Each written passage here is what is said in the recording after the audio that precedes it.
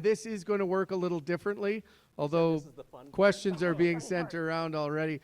We're now going to hand things over to the candidates who will have an opportunity to ask a question to someone sharing the stage with them this evening. Who they get to put a question to has been chosen at random by our team. I drew names out of a Viking cap. Now, we did give the candidates a heads up as to who they get to put a question to, but not who will be asking them a question. Think of it as a mayoral debate secret Santa. Thank you. Now, the questions can be on any topic. Brian Thiessen is up first. He gets to ask a question to Sonia Sharp. Thank you so much, and thank you for the opportunity. Councillor Sharp, you present yourself as a fiscal hawk, yet you were key architect of the billion-dollar arena deal, which handed hundreds of millions of taxpayer money to billionaire owners and directly led to a 7.8% property tax hike. Now you're proposing to hire 500 police officers at $100 million to $150 million a year, and that won't solve mental health and addiction crisis that's plaguing the streets. How can Calgarians trust you to manage their money when your signature achievement was a massive corporate subsidy that left them with the bill? Thanks for the question, Brian. So first I'll just say to everybody in the room, if they want to pull up our donation, I would say, what's it called, like declaration?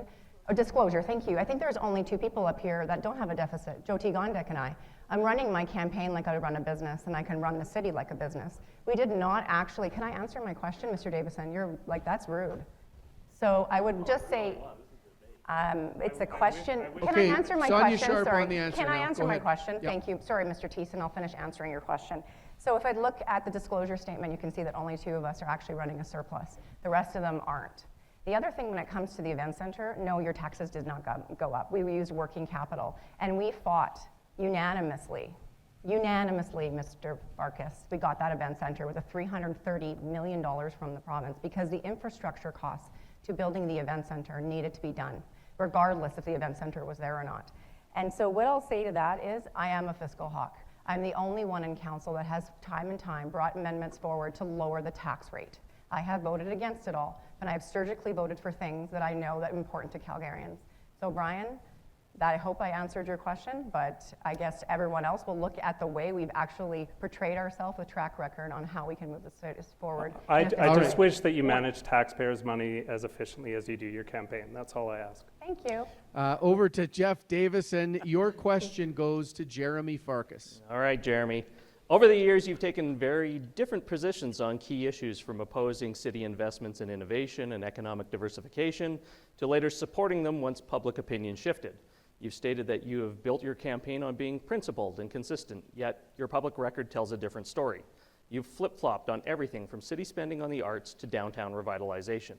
Leadership means standing firm in your convictions, yet your track record shows repeated reversals on major city issues. How can Calgarians trust your judgment when your positions change like the political wind? Leadership means doing better when you know better. When the facts change, as they have in the last 10 years on various issues, I'm willing to change my mind. I'm willing to listen to a good argument from my colleagues. I'm willing to listen to Calgarians. I don't say that I got everything right in my time as a city councillor, but I pushed hard.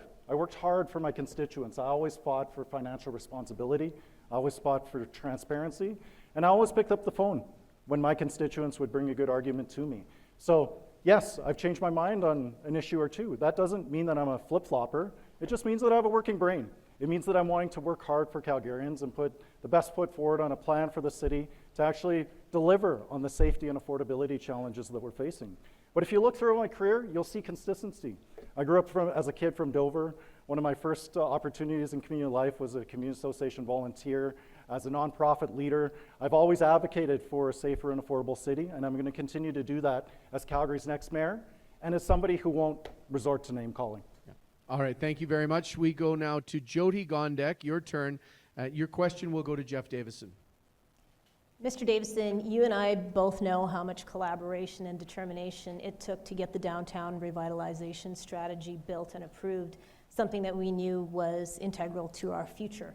What would you say to the other candidates on this stage, some of whom have actively rejected this plan, and some who are looking to disinvest in downtown for 500 other reasons, about why that revitalization strategy must stay. Thanks, Mayor, for the question. Downtown revitalization is absolutely key to how we freeze taxes and rebuild our city. Vibrancy matters in our city, transit matters in our city, and public safety matters in all of these. I was happy to champion the downtown strategy and get a plan moving for Calgary, just as I was happy to champion the Opportunity Calgary Investment Fund. I was recently at Calgary Economic Development's update, and it was incredible to sit back and listen to a vision that we started almost 8 years ago that I was able to stand in front of council and announce and ask for support. And the one member up here, Jeremy Farkas, who continued to vote against those things, well, let's just talk a little bit about what that means today. $1.1 billion in tech investment in our downtown. Jeremy voted against that. $15 billion of investor certainty and security that is now transpiring in our city. Jeremy voted against all of those things. Public safety plans that were key to making sure the downtown streets remain safe for people, in particular as we were trying to draw and attract businesses to the core. Jeremy voted against those measures. Sometimes it's about vision, sometimes it's about leadership, and often it's about both. And that's why I keep saying we need your support to build a safe and affordable city of opportunity for everyone. Thanks very much. Sonia Sharp, you're next. You can put a question to Jyoti Gondek. Thank you. So as someone with parents who live with them, my dad's now in a home, my mom lives with me, seniors are worried and they're scared. Seniors are worried about affordability, staying in their homes, getting around the city, and getting around city safely. I know there's a lot of Calgarians are worried about their families, parents, kids, and their grandchildren. At the Kirby Forum, you mentioned partnering with grocery stores and restaurants for gift cards to help seniors. Why would you make a promise like that when you know that we fully cannot deliver on that as a city? I feel like that was a bit unrealistic and gave them a false sense of hope and trust in leadership. Thanks very much for that question. I think that debate was probably the one where we were at our most human and actually talking to people about what's important to them. I appreciated your honesty at that forum, and it was an amazing opportunity to talk to seniors and share ideas about how we can support them. What I said at that forum is that we have a fair entry program.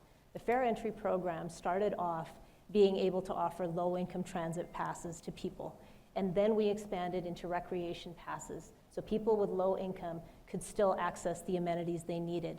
We grew that program to telecom as well. So now, through Rogers, if you qualify through fair entry, you can get a reduced rate on telecom. My point was, if we can partner with a major grocer who offers the same type of fair entry opportunity to seniors, perhaps we could do something about food security. All right, thank you very much. Finally, Jeremy Farkas, your question is addressed to Brian Thiessen. Thanks, and to Brian, I think you and I have common ground in that we see a mayor and council that have not acted enough on the important issues facing Calgarians over the last 4 years. My question would be, where do you think this council should have put more of their focus? Yeah, thank you for the question, Jeremy. And thank you all for your patience. It is a debate, and so we get a little heated at times, but I enjoyed the back and forth. Listen, there's a few things, but I think there's a lack of leadership in council. And when council isn't giving clear direction and 15 people are moving in opposite directions, then administration fills the void. So we need a council that can build consensus, leadership that can build consensus, and a council that directs city admin. So leadership from the top. But I'd also say, we talk a lot about communication issues at the city. And I think, City Hall doesn't have a communication issue. I think it has a listening issue. I think people got really frustrated during the zoning debate because City Council wasn't listening to them, because City Admin wasn't listening to them. When I talk to businesses in Marda Loop and Bridgeland, and we have utilities digging up the roads 4 times, businesses don't feel listened to till they close their doors. That's why I'm saying we're going to listen to Calgarians, both in the housing debate, but also we're going to prioritize small businesses and listen to their needs and have a mandated dig once policy, so utilities only dig up our main roads once, and also treat them like the engines of our economy that they are. So that's how I'd do things differently and how I'd be critical of this council. Thank you, Jeremy. All right, thank you all for your questions and your answers. It's now time to move on to our closing segment. We're going to have to be disciplined about time, and this will all be over soon. Now, we're going to wrap things up with one last question for each of our candidates. The final question is, tell us about an experience you've had on the campaign trail that has stayed with you and changed how you'll approach being the mayor of Calgary. 45 seconds each. Jeff Davison, you're up first. You know, it's amazing, actually. One of us is going to be the next mayor, but the greatest thing about being on this campaign is just all the stories and people you get to meet. It's been incredible, and it was a journey that we didn't get to experience in 2021. So getting to do this all over again and just get out there, I don't know that there was any one single experience I'll carry forward, because there's been so many stories of people that are just wanting to see our city do better. At the end of the day, people want a safe city. We believe in Calgary. Calgary's the greatest city on earth, and we're just all working to make it sure it continues to be that way. To me, I think, you know, the overwhelming thing we keep hearing is Calgary's a city of opportunity. It's why all of us came here. And I think that is the one piece that would stick with me going forward. Make sure that we remain a safe and affordable place of opportunity. All right. Thanks very much, Jeff. Over to you, Jyoti Gondek. So I've been both mayor and candidate for the last several months, and we were at a housing announcement where I made the comment that for those of us who woke up in a warm bed and had a private place to brush our teeth and get dressed for the day, we should be very grateful, because there's people in Calgary who don't have that. It was raining that day and all of us were complaining about the rain, and we forgot that there was people actually outside sleeping in that. A woman came up to me and said, "Thank you so much for supporting housing. I've been living in my car for 2 years. And if it wasn't for this program, I would not be able to live with dignity." And that just solidified why we do what we do. That's why I'm so committed to this city and making sure that everybody has access to living with dignity. Sonia Sharp, again, the question, tell us an experience you've had on the campaign trail that has stayed with you and changed how you will approach being the mayor of Calgary. You know, we sit up here and we talk about policy, and you know, we go back and forth a little bit. But I think the biggest thing that stuck with me is my dad coming to the campaign headquarters. Sorry, I promised I wouldn't cry. My parents moved here as immigrants, and he can't be here tonight. And he probably can't be there on Monday. But there's a post on social media, and he's my hero, and he is why I'm running for mayor. He's the reason I am fighting for a safe, affordable city and where you can trust City Hall. My dad always says to me, relationships move at the speed of trust. And I just want Calgary to trust City Hall again. So that is why I'm running for mayor. Sorry. Thank you very much, Sonia. Okay, over to you, Jeremy Farkas. For me, and I'm looking at it, Amanda and Darcy here, I'm looking at the amazing members of the team, being able to do what I wasn't able to 10 years ago. Be able to build the team that Calgary needs right now to be able to work across party lines to get stuff done. I want to reach out to the Calgarians, our neighbors today who are celebrating Diwali. From Dover to downtown, every single corner of the city, may you have a blessed time with you and your family. Thank you, Calgary. Thank you, Mayor Gondek, for your service. May we all find our way home. All right, thanks very much, Jeremy. Now the question, tell us about an experience you've had on the campaign trail that'll stay with you and that'll change how you're going to be mayor. Brian Thiessen, you have 45 seconds. Yeah, you know, I had the privilege of meeting John Rook and touring through Simon House in Bowness. And I think we'd all agree, pretty remarkable individual and pretty remarkable organization. But it was really inspiring in a number of ways. They have a story about Mr. Gladue, who was a patient there, went in for treatment after being sentencing from drug court.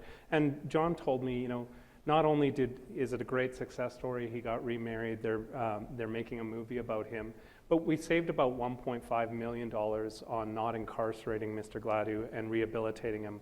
But what I really was inspired by was how Simon House has become part of the neighborhood. You know, they volunteer when they have a road race. All of these individuals go out and man the road race, and they are part of the community. They shovel the walks, and I think that is the model for us to work together moving forward.